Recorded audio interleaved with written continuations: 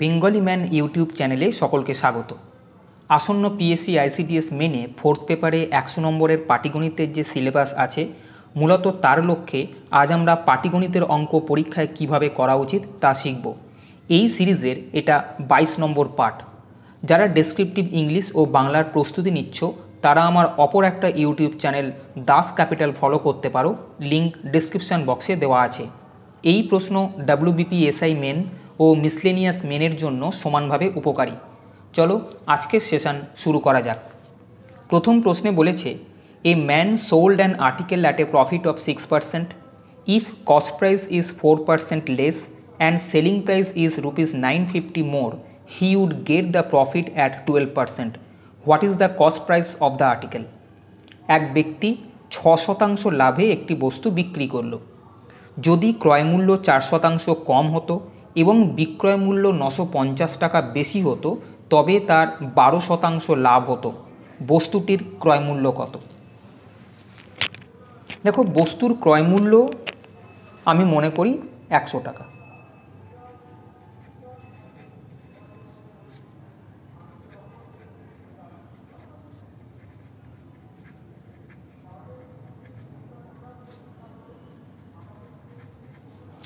এবারে বলেছে যে 6% লাভে বস্তুটা বিক্রি করলো, তাহলে আমি বলতে পারি 6% লাভে বস্তুটির বিক্রয় মূল্য কত হবে?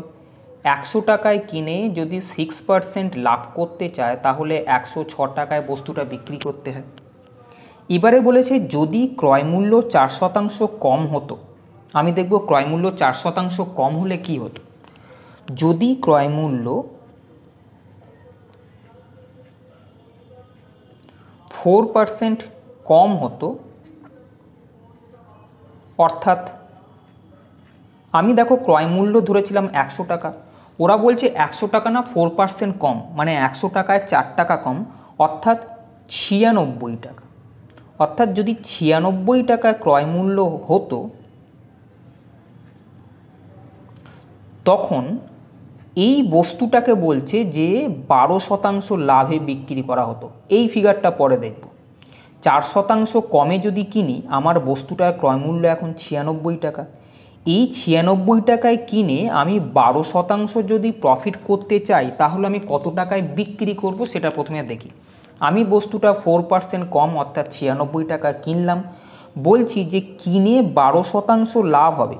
তাহলে 96 টাকা যদি ক্রয়মূল্য হয় তখন 12% লাভে বস্তুটার বিক্রয় মূল্য কত হবে?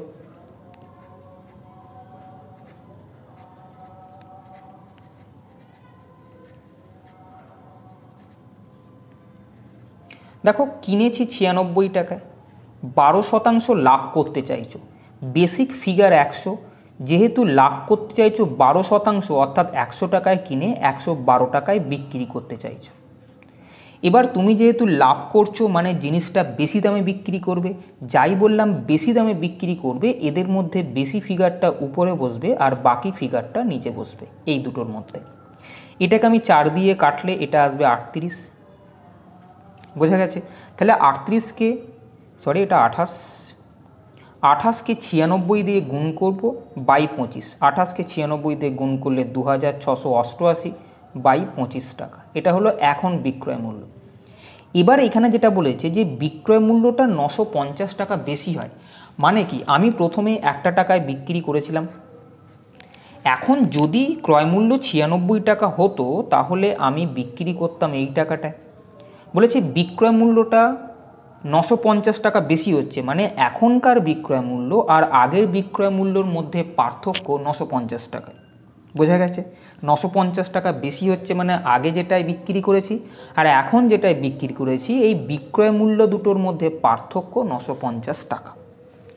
তাহলে আমি এখানে লিখব, অতএব পূর্বের তুলনায় আমরা কত টাকা দেখতে পাচ্ছি বিক্রয় মূল্য বেশি, প্রথমে সেটা দেখি। পূর্বের তুলনায় বিক্রয় মূল্য বেশি হয়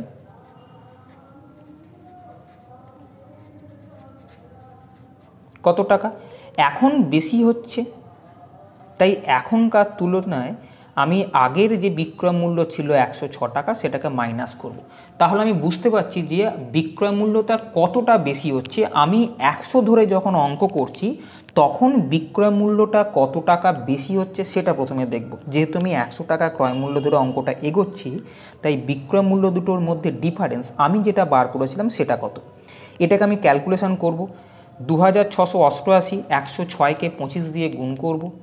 তাহলে 2688, 25কে 106 দিয়ে যদি গুণ করি এটা আসবে 2650/25। বোঝা গেছে? এটা বিয়োগ করলে 38/25 টাকা।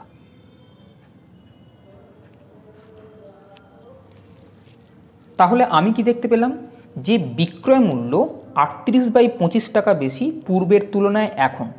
এই 38/25 টাকা আমি হিসেবটা যখন করলাম তখন আমি ক্রয় মূল্য কিন্তু ধরেছি 100 টাকা। ঠিক 38/25 টাকা যে বিক্রয় মূল্যটা বেশি হলো, এটা তখনই সম্ভব হলো যদি আমি ক্রয় মূল্য 100 টাকা ধরি। তাহলে আমি লিখতে পারি যে বিক্রয় মূল্য 38/25 টাকা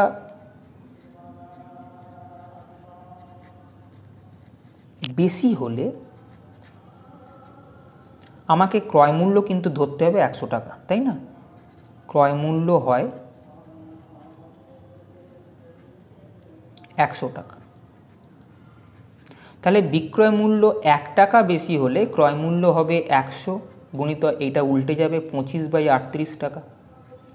বলেছে বিক্রয় মূল্য বেশি হচ্ছে 950 টাকা, অর্থাৎ বিক্রয় মূল্য 950 টাকা বেশি হলে ক্রয় মূল্য হবে 100 গুণ 25/38 গুণ 950।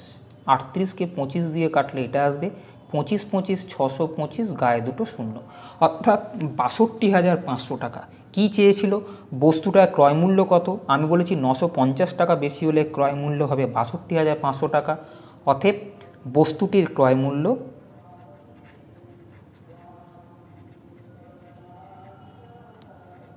সমান 62,500 টাকা। বোঝা গেছে? পরের প্রশ্ন। 2 নম্বর প্রশ্নে বলেছে find the value of this, এটার মান নির্ণয় করো। দেখো রুটের ভেতর রুট, তার ভেতর রুট, এইভাবে যখন অঙ্কগুলো চলবে শেষ দিক থেকে শুরু করবে, যেখানে শেষ পোর্শনে আমি দেখতে পাচ্ছি এই পার্টটা রুটের ভিতরে, এই পার্টটা খেয়াল করো। এই পার্টটা যখন ক্যালকুলেশন করব আমি দেখব এইখানে যে 4√3 আছে, এই রুটের আগে সংখ্যাটা সবসময় 2 রাখার চেষ্টা করব। মানে আমি ক্যালকুলেশন যখন করব কিভাবে সুবিধে হবে সেটা আমাকে প্রথমে দেখতে হবে।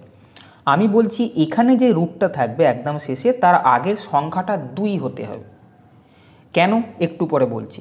এটাকে যদি 2 করতে চাই, ছিল 4√3, আমি বলছি এইখানটা 2 থাকবে, তাহলে এই 2টাকে আমি ভিতরে পাঠিয়ে দেবো। 2 যখন ভিতরে যাবে তখন 2 দুগুণে 4 হিসেবে যাবে। কেন?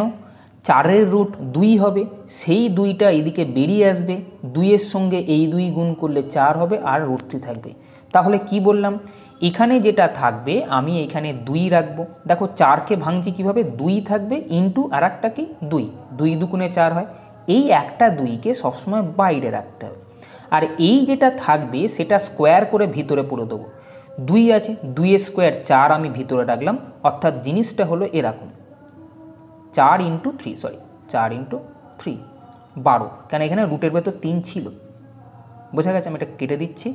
এই 2 একটা এখানে রইল, রুটের ভেতরে যেটা বাকি পড়ে থাকবে তার স্কোয়ার পূর্বে, 2-এর স্কোয়ার 4 গুণিত রুটের ভেতর 3 ছিল, তাহলে এটা হচ্ছে 2√12। এটা জাস্ট ক্যালকুলেশনের সুবিধের জন্য রাফে একটু দেখে নেবে, এটা আমি এইখানে আনবো না।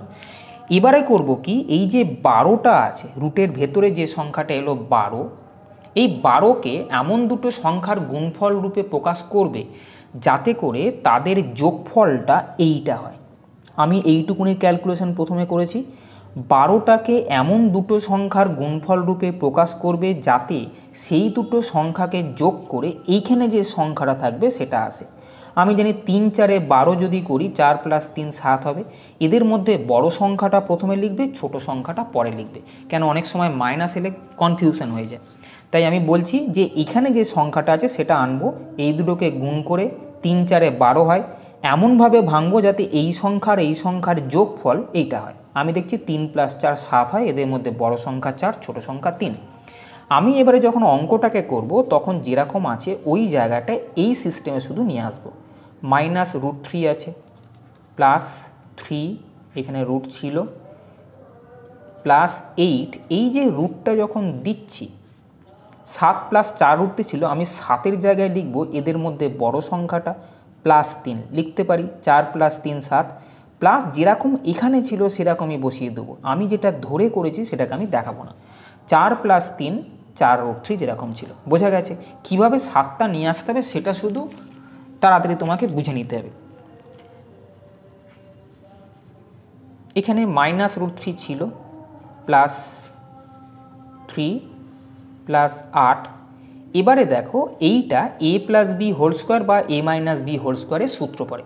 যদি প্লাস থাকে a + b² সূত্র, আর যদি মাইনাস থাকে a - b² সূত্র পড়বে। আমি দেখতে পাচ্ছি 4 কার স্কোয়ার 2a², 3 কার স্কোয়ার √3²। এগুলো সব এরকম করে স্কোয়ার করে নেবে। যে এর স্কোয়ার 4 হবে, এর স্কোয়ার 3 হলো।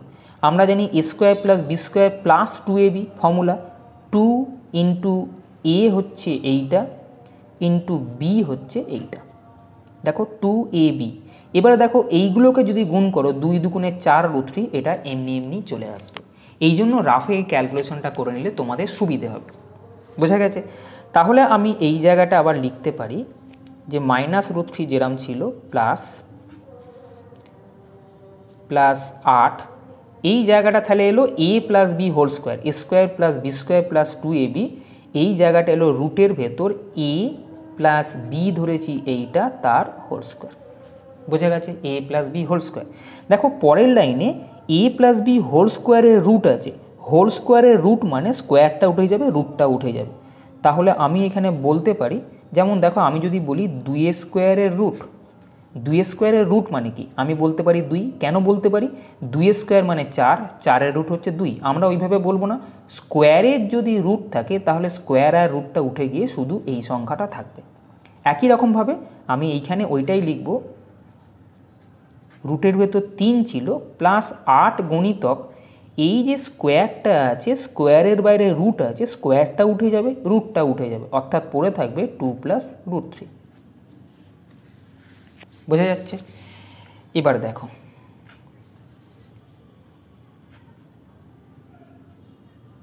এই জায়গাটায় তাহলে কি এলো?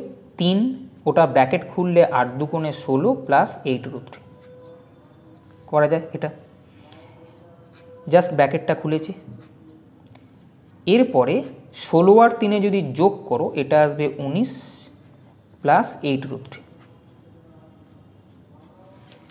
আবার একই রকম দেখো প্রথমে যেখান থেকে শুরু করেছিলে সেরকম একটা ফিগার এসছে, রুটের ভেতর 19 আছে +8√3। আমি বলেছি কি এই যে জায়গাটা আছে এই জায়গায় 2টা বাইরে রাখবো আর বাদবাকিটা ভিতরে দেবো। 8কে যদি ভাঙি তাহলে 2 বাইরে রাখতে হলে 2 × 4, এই 2টাকে বাইরে রেখে দেবো। আর রুট দিয়ে এখানে যে সংখ্যাটা থাকছে সেটাকে স্কোয়ার করে ভিতরে পাঠিয়ে দেবো। 4-এর স্কোয়ার কত?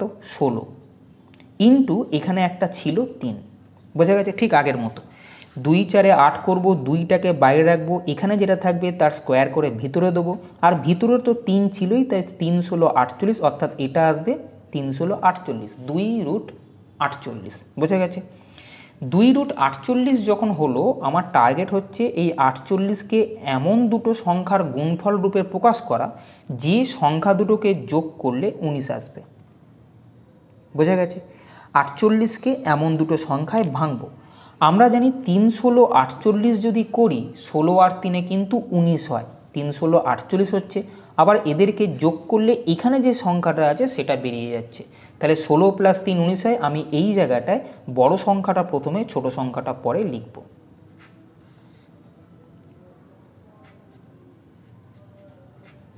অর্থাৎ এখানে 16 + 3 লিখব, প্লাস বাদবাকি যা আছে 8√3।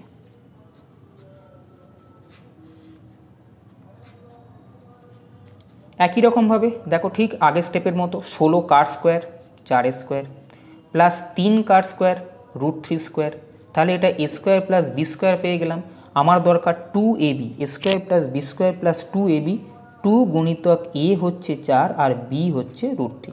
দেখো এইগুলোকে গুণ করলে 4 দুগুণে 8 √3 নিজে নিজে চলে আসবে। বোঝা গেছে? এইগুলো করার কোনো দরকার নেই।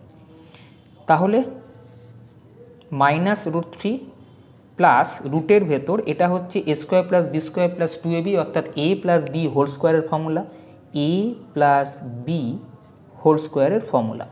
একই রকমভাবে হোল স্কোয়ারের বাইরে রুট আছে মানে স্কোয়ারটা উঠে যাবে, রুটটা উঠে যাবে, তাহলে এখানে পড়ে থাকবে -√3 প্লাস স্কোয়ার আর রুট উঠে গেলে পড়ে থাকবে 4 + √3।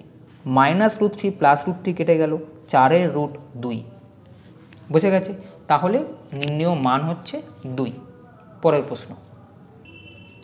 পরের প্রশ্নে যাওয়ার আগে একটা কথা বলে রাখি, ডেসক্রিপটিভ ম্যাথমেটিক্সের উপর একটা ই-বুক কিছুদিন আগে তৈরি করা হয়েছে। পিএসসির বিভিন্ন পরীক্ষা যেমন WBCS মেন, মিসলেনিয়াস মেন এবং ক্লার্কশিপ মেনে ডেসক্রিপটিভ পার্টে যে ধরনের প্রশ্নগুলো এসেছিল সেই প্রশ্নগুলোকে কালেক্ট করা হয়েছে এবং তার যথাযথ সমাধান করে এই বইটা তৈরি করা হয়েছে। মোট 250টা প্রশ্ন প্রিভিয়াস ইয়ার থেকে নেওয়া হয়েছে।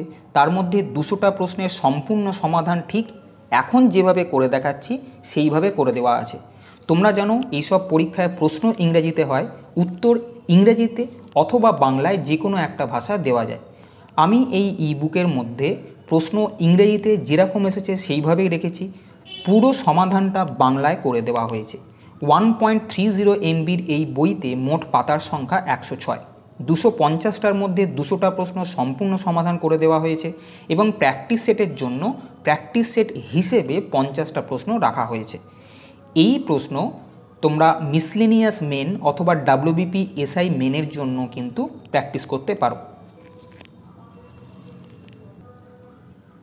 প্রয়োজন মনে করলে নিচে দেওয়া লিঙ্কে ভিজিট করতে পারো। 3 প্রশ্নে বলেছে at what rate % compound interest does a some of money becomes 9/4 Times itself in 2 years. আমাকে অনেকজনই প্রশ্ন করো যে কম্পাউন্ড ইন্টারেস্টে যখন আসবে তখন আমরা কিভাবে করব, যেহেতু ফর্মুলা ইউজ করা যায় না। আমি বারবার বলেছি আমরা শর্টকাট মেথডে যে সমস্ত সিস্টেম করি সেইগুলো কিন্তু ডেসক্রিপটিভে লেখা যাবে না। শুধুমাত্র সিম্পল ইন্টারেস্টের ক্ষেত্রে 100I = PTR যে সূত্রটা আছে সেটাকে অ্যাপ্লাই করতে পারবে ডেসক্রিপটিভের ক্ষেত্রে, অ্যালাউড। এবং কম্পাউন্ড ইন্টারেস্টের ক্ষেত্রে যে ফর্মুলাটা একটা আছে যেটা নর্মাল ফর্মুলা, সেই ফর্মুলাটাকে ইউজ করতে পারো, যেটা দিয়ে আমি এখানে অঙ্ক করব। এগুলো ডেসক্রিপটিভ পেপারে করা যায়। বোঝা গেছে? দেখো এই প্রশ্নটা আমি ওই ফর্মুলাটা দিয়ে করব যে ফর্মুলাটা অ্যাপ্লিকেবল ডেসক্রিপটিভ ম্যাথের ক্ষেত্রে। তোমরা জানো যে কোনো টাকা, মনে করো আসল, সেটা যদি P হয়, রেট যদি R হয়, টাইম যদি 2 বছর হয়, তাহলে 2 বছর পরে এই যে P টাকাটা আছে সেটা কত টাকায় পরিণত হবে। আমি কোনো একটা টাকা রাখলাম, সেটা হচ্ছে P। আমাকে বলল যে রেট R% সুদের হার দেবে, 2 বছর পরে টাকাটা কত টাকায় পরিণত হবে।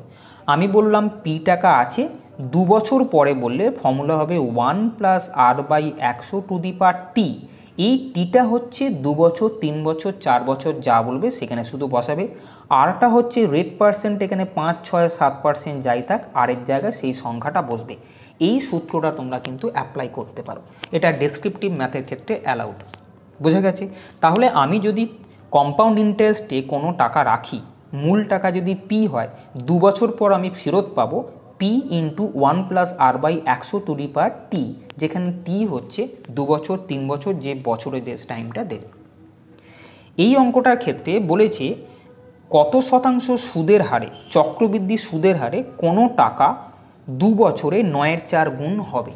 কোনো টাকা 2 বছরে 9/4 গুণ হবে, চক্রবৃদ্ধি সুদের হারে সুদের হারটা কত, অর্থাৎ রেট % কত। আমি মনে করছি যে কোনো টাকা যখন বলেছে সেই আসল টাকার পরিমাণ হচ্ছে P। মনে করি আসল টাকার পরিমাণ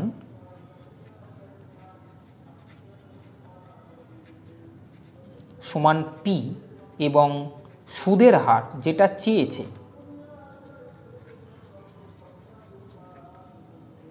সেটা হচ্ছে R%। আমাকে R এর মান বার করতে হবে। আমি একেবারে লিখব প্রশ্নানুসারে। কি বলেছে প্রশ্ন? যে টাকাটা 9 এর 4 গুণ হয়ে যাবে, অর্থাৎ পি টাকা রাখছি, 2 বছর পর 9 এর 4 গুণ হয়ে যাবে, করে দিলাম। কিন্তু আমি জানি পি টাকা যদি রাখি 2 বছর পর টাকাটা 1 plus R by 100 to the power T, T মানে হচ্ছে 2 বছর, তাই এখানে 2 বসবে। আমি জানি পি টাকা রাখলে 2 বছর পর এই টাকা পাবো। প্রশ্ন বলছে পি টাকা রাখলে সেটা 9 এর 4 গুণ হবে, অর্থাৎ আমি যেটা বলছি আর প্রশ্ন যেটা বলছি সেই টাকাটা সমান হতে হবে। বোঝা গেছে? এখানে পি পি কাটবো, 9 এর 4। এবারে দেখো অঙ্কগুলো কিভাবে করে। এখানে দেখতে পাচ্ছি স্কোয়ার আছে, এদিকে এমন একটা সংখ্যা বা ভগ্নাংশ পাবে যেটাকে স্কোয়ার করা যাবে। এখানে কিউব থাকলে এখানে এমন একটা সংখ্যা পাবে যাকে কিউব করতে পারবে। 9 এর 4কে যদি আমি স্কোয়ার করার চেষ্টা করি তাহলে এটা 3 এর 2 স্কোয়ার হবে। তাহলে এদিকে আমি লিখব 1 প্লাস আর বাই 100, ওপরে স্কোয়ার ছিল। এবার জাস্ট এটা কম্পেয়ার যদি করো বা মনে করো স্কোয়ার স্কোয়ার কেটে গেল, যদিও এটা ঠিক না, কম্পেয়ার বলা হয়। এটা যদি আমি উড়িয়ে দিই 2 2, তাহলে দেখব এখানে শুধু 3 এর 2 পড়ে থাকছে আর এখানে 1 প্লাস আর বাই 100 পড়ে থাকছে। বোঝা গেছে? তাহলে এর পরের লাইন হবে আর বাই 100 সমান 3 এর 2 মাইনাস 1, এটাকে বিয়োগ করলে আসবে 1 এর 2। আর বাই 100-র ভ্যালু যদি 1 এর 2 হয় এটা কাটবে, অতএব আর এর ভ্যালু কত হবে? 50। আমাদের যেটা বার করতে হতো যে সুদের হার কত, তাহলে আমি লিখব নির্ণেয় সুদের হার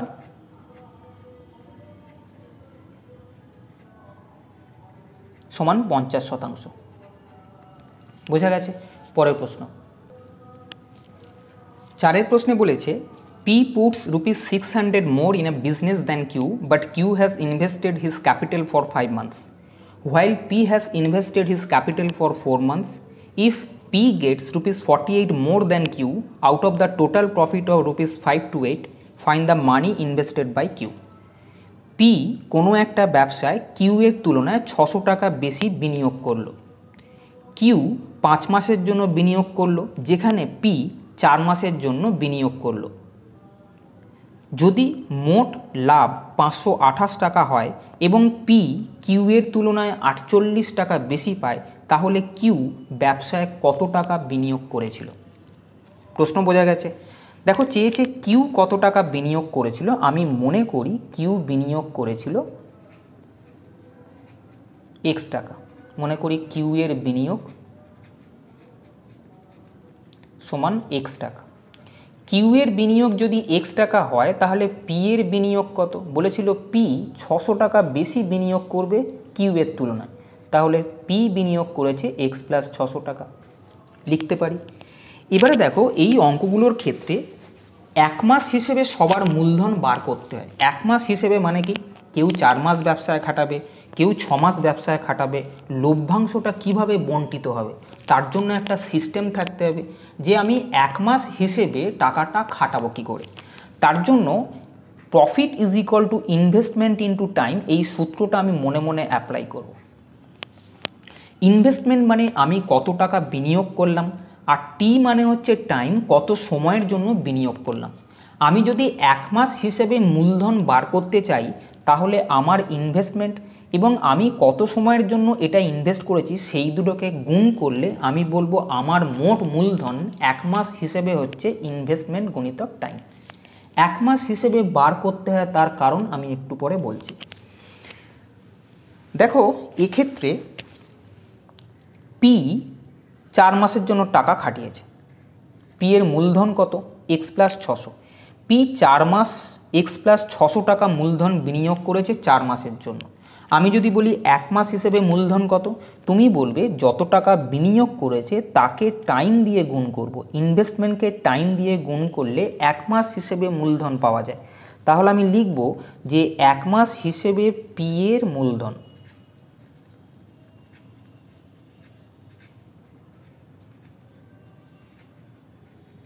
কেন 1 মাস হিসেবে আমি একটু পরে বলছি। তাহলে পি এক্স প্লাস 600 টাকা খাটিয়েছে 4 মাসের জন্য, তাহলে টাইমের সঙ্গে ইনভেস্টমেন্টকে গুণ করলে এটা হচ্ছে পি এর 1 মাস হিসেবে মূলধন। একই রকমভাবে 1 মাস হিসেবে কিউ এর মূলধন কত হবে? কিউ এর টাকা খেটেছে 5 মাস এবং কিউ বিনিয়োগ করেছে এক্স টাকা, টাইমকে ইনভেস্টমেন্ট দিয়ে গুণ করলাম, তাহলে 1 মাস হিসেবে কিউ এর মূলধন হচ্ছে এইটা। এবারে দেখো, যাই দুজনের ক্ষেত্রেই 1 মাস হিসেবে মূলধন বিনিয়োগ করেছি, অর্থাৎ দুজনের ক্ষেত্রে টাইমটাকে আমি 1 ধরেছি, 1 মাস হিসেবে বলে 1, তাহলে আমি লিখতে পারবো P is equal to Y. কেন? টি এর ভ্যালু হচ্ছে 1, দুজনের ক্ষেত্রেই 1 মাস 1 মাস। P is equal to I মানে হচ্ছে যে টাকাটা এখন ইনভেস্টমেন্ট করছি সেই টাকাটার রেশিও যা হবে সেটাই প্রফিটের রেশিও হবে। বোঝা গেছে? তাহলে I is equal two P মানে দুজনের ইনভেস্টমেন্ট যা আছে তার রেশিও যা হবে সেই রেশিওটাই হবে দুজনের প্রফিটের রেশিও। এই জন্য 1 মাস হিসেবে মূলধনটাকে বার করতে হয়। বোঝা গেছে? কিন্তু তোমাকে এটা লিখে দেখাতে হবে, যেহেতু সমান সময়, সমান সময় মানে কি, দুজনেই 1 মাস 1 মাস লিখেছি, সমান সময় মূলধনের অনুপাত ও লাভের অনুপাত সমান। দেখতে পাচ্ছ P is equal to I, মূলধনের অনুপাত ও লাভের অনুপাত সমান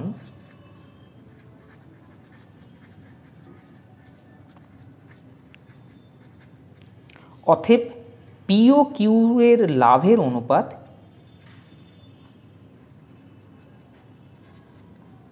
কত হবে? যেটাই মূলধনের অনুপাত সেটাই লাভের অনুপাত হবে।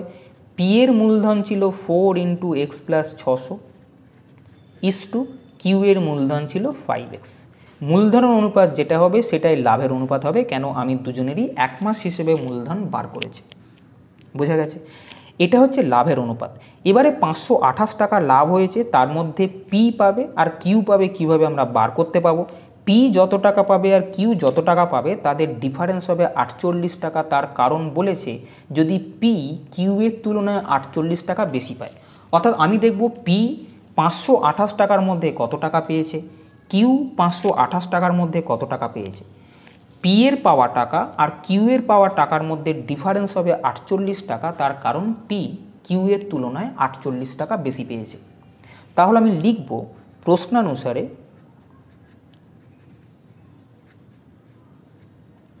528 টাকা লাভ হয়েছে, তার মধ্যে পি কত পাবে? পি পাবে, পি এর ফিগারটা উপরে বসবে, বাই অনুপাতের যোগফল এইটা প্লাস এইটা নিচে বসে। তোমরা জানো যদি এটা 2:3 হতো তাহলে 2/2 + 3 নিচে বসতো।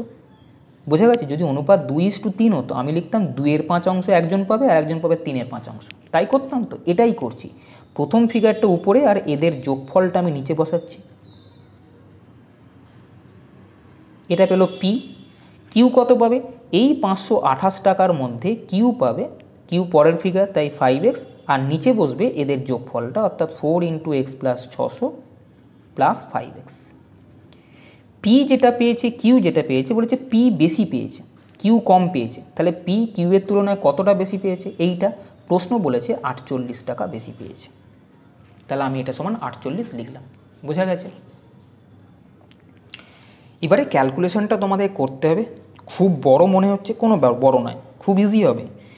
528 আমি যদি এখান থেকে কমন নিই আর 4x প্লাস 600 প্লাস 5x সবারই নিচে আছে, আমি যদি এটাকে পুরোটা কমন নিয়ে নিই, অর্থাৎ 528/4x প্লাস 600 প্লাস 5x এটাকে কমন নিলে এখান থেকে কি পড়ে থাকবে?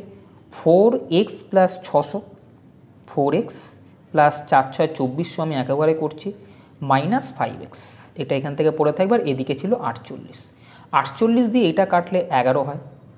ঠিক, এবার এটাকে ক্রস গুণ করে দেবো। এটা হচ্ছে 4x প্লাস 2400 প্লাস 4×5 20x সমান 11 ইন্টু এইটা এদিকে যদি যায় 11 গুণিতক 4x আর 5x এটাকে যদি করো 2400 মাইনাস এক্স আসছে। দেখছো 2400, 5x থেকে 4x বাদ দিলে মাইনাস এক্স।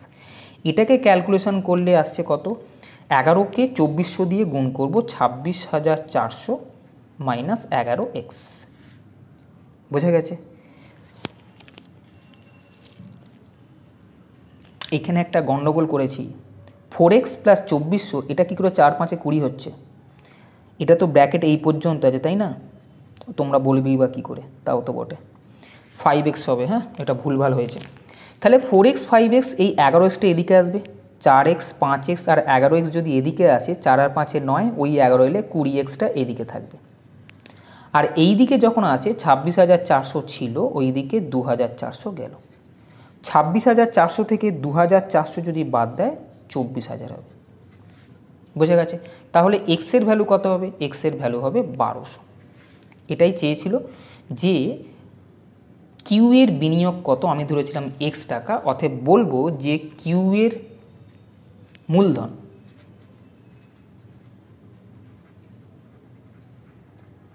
সমান 1200 টাকা। এটাই হলো উত্তর। বোঝা গেছে?